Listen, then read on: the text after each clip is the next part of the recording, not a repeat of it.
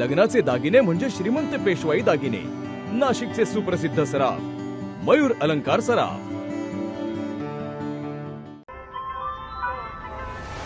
ताज्या बातम्यांसाठी नाशिक न्यूजच्या YouTube चॅनलला सबस्क्राईब करा आणि बेल आयकॉनला प्रेस करा.